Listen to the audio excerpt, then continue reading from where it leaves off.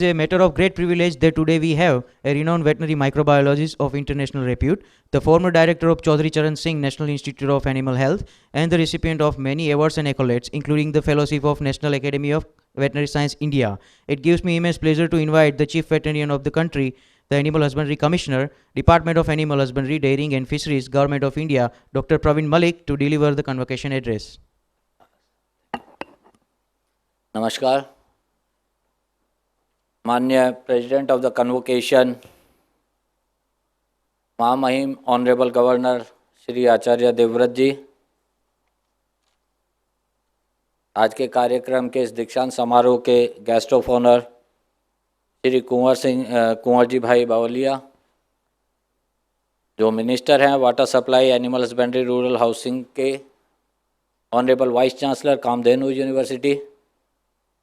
Doctor N.K. Kelawala साहब, honourable vice chancellors of the state university, secretary animal husbandry, members of statutory bodies, university officers, invited guests, recipients of gold medals and other medals, and the degree holders, members of press and media, ladies and gentlemen.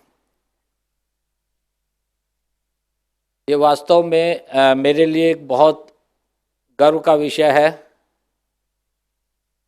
कि इस मुख्य अवसर पर, जबकि हम इस university का 7वां दीक्षांत समारोह मना रहे हैं और उसका आयोजन कर रहे हैं, उसमें मुझे यूनिवर्सिटी अथॉरिटीज़ ने यहाँ आमंत्रण दिया, इसका मान दिया कि एक कन्वोकेशन एड्रेस को मैं डिलीवर करूं। ये दिन देखा जाए तो किसी भी यूनिवर्सिटी के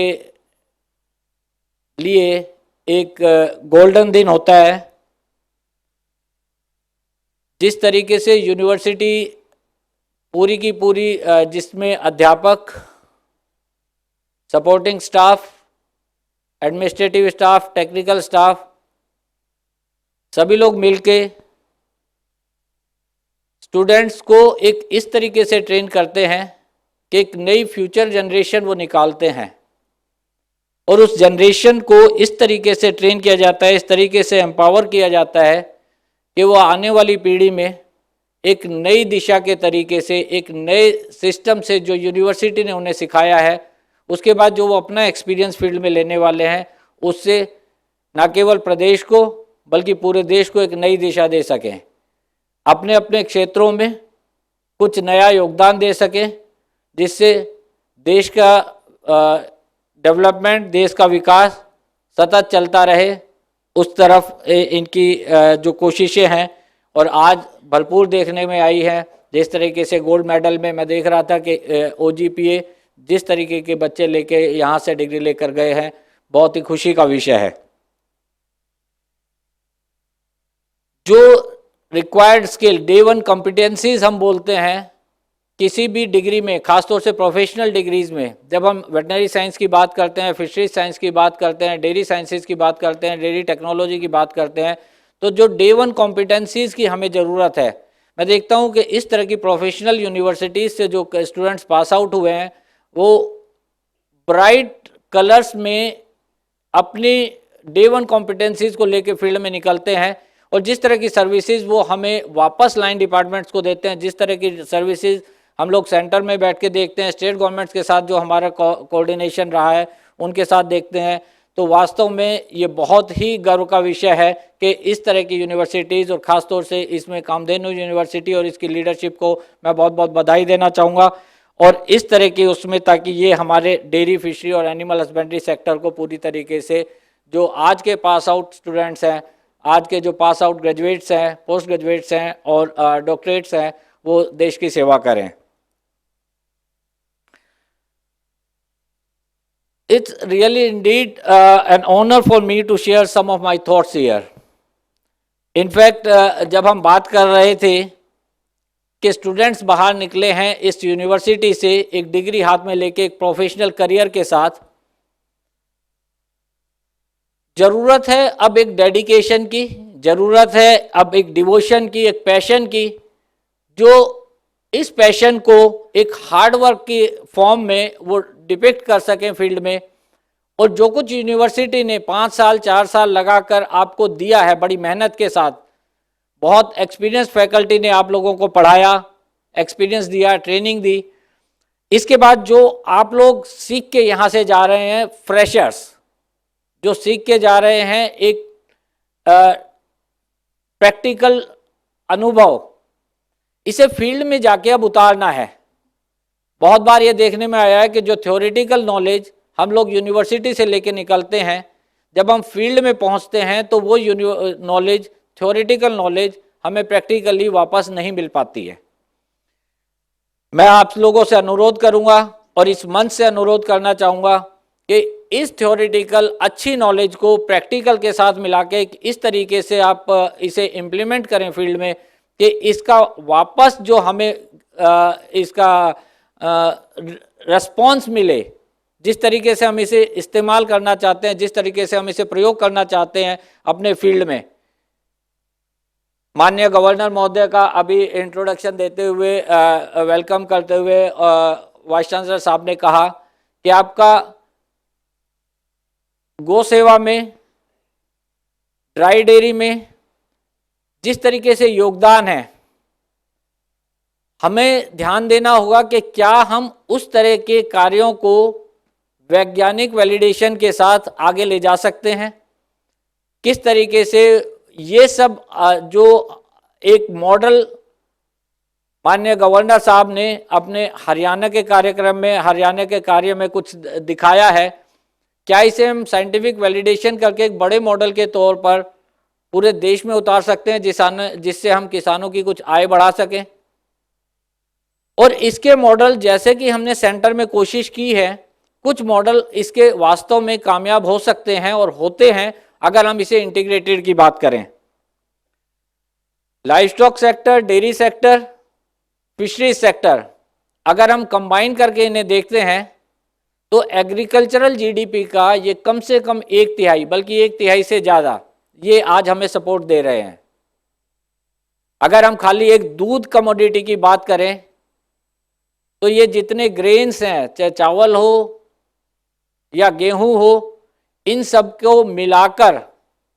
जो जीडीपी बनती है, जितना ये इनकी वैल्यू बनती है, उससे कहीं ज़्यादा, 1.5 गुना कम से कम अकेली एक कमोडिटी जो हमारे सेक्टर से निकलती है, दूध की, उतनी कीमत बनती है। जिस तरीके से पिछले 5 साल से हम इस सेक्टर की ग्रोथ देख रहे हैं,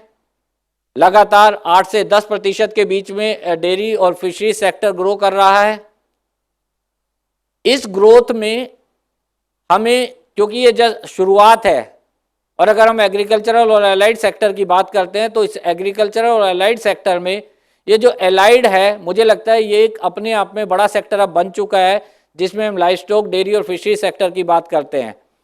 अगर ये सेक्टर को हम अलग सेक्टर की तरीके से देखें और जिस तरीके से हम चाहते हैं कि आप लोगों का योगदान हो, जिस तरीके से इसकी ग्रोथ लगातार हो रही है, तो उम्मीद है